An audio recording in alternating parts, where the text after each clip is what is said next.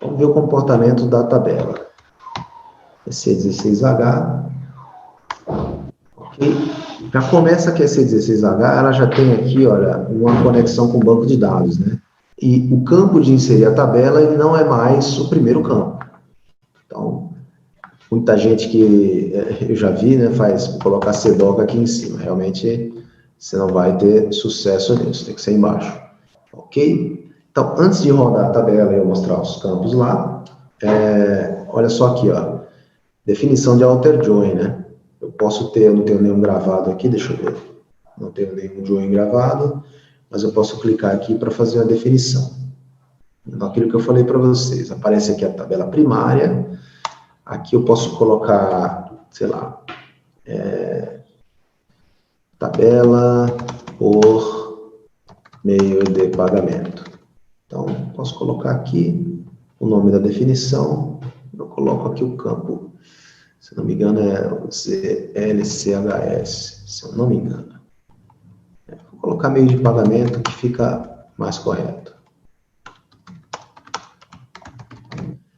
Preenche aqui tranquilamente. Visualize essa tela da seguinte forma, eu tenho aqui um cabeçalho, né? É um pop-up, né, que ele surgiu aqui para mim. Eu tenho um cabeçalho e eu tenho duas seções. Essas duas seções da tela, elas parecem independentes, mas não são.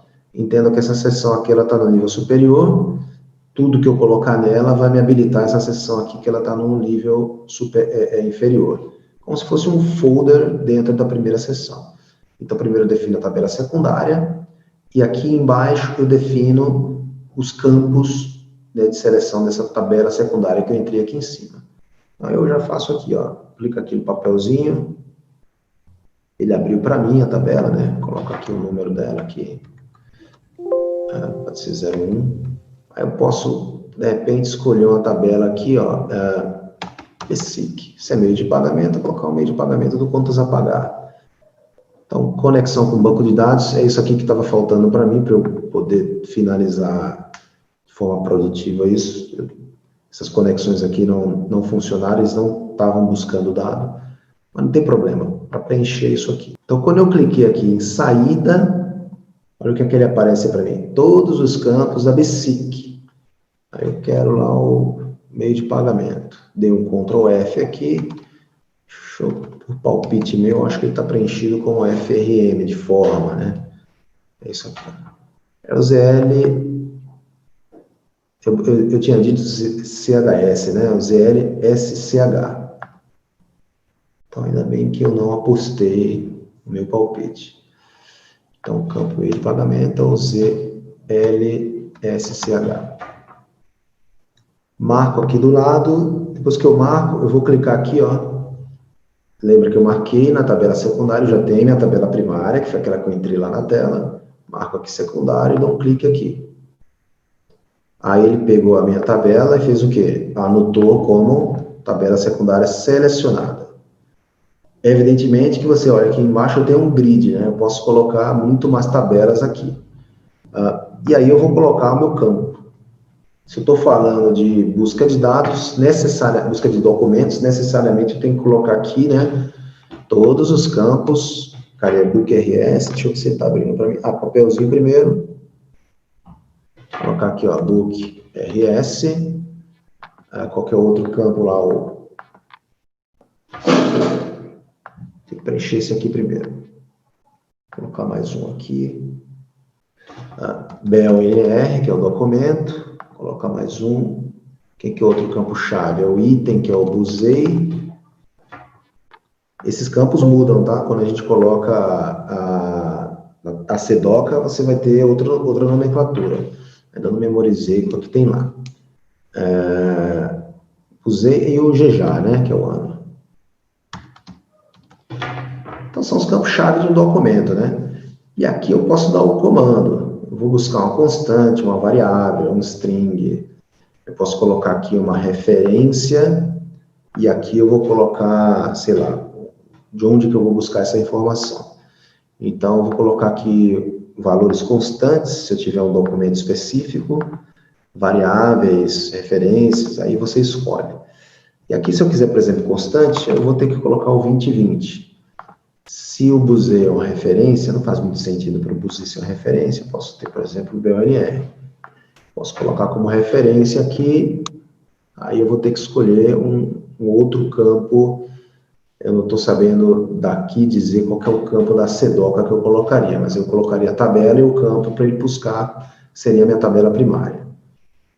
Empacotou tudo isso aqui, aceita as entradas, né?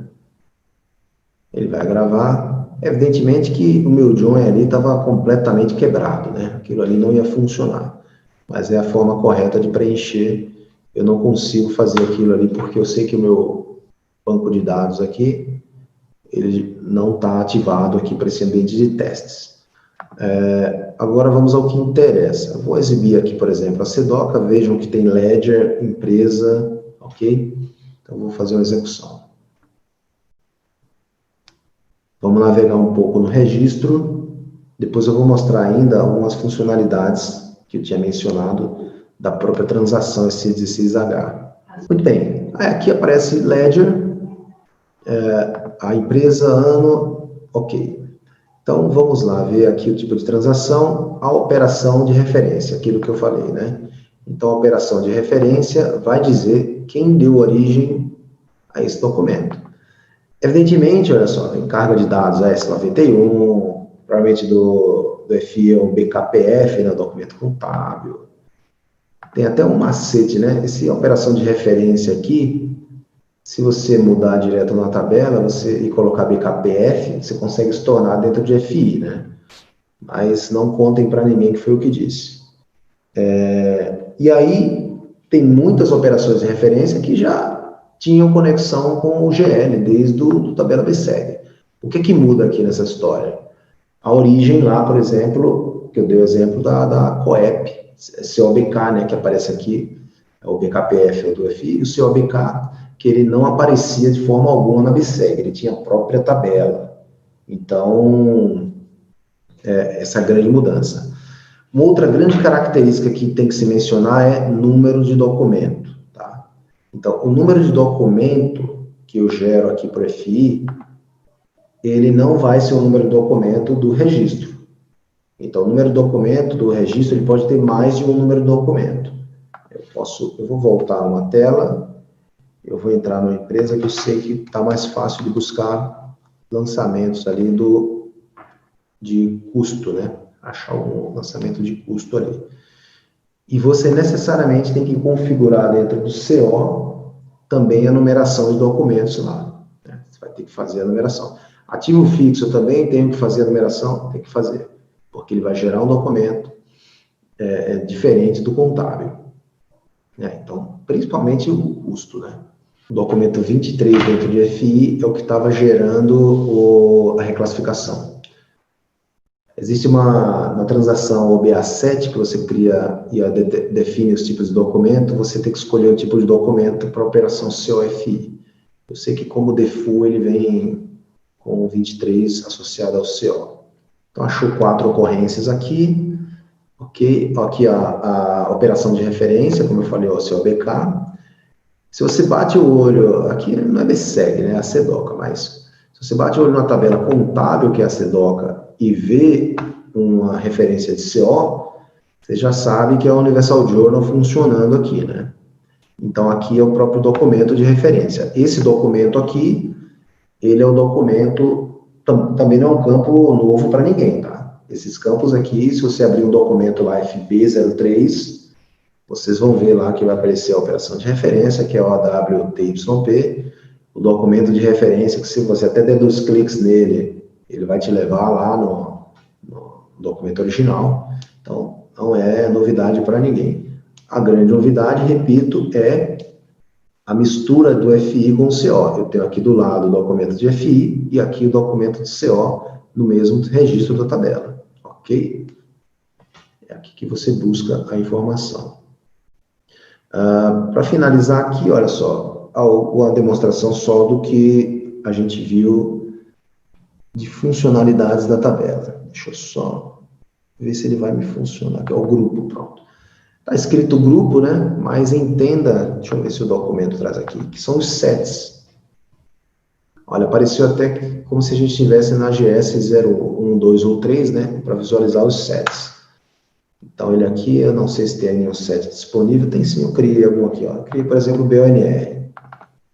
Criei um set com documentos lá dentro.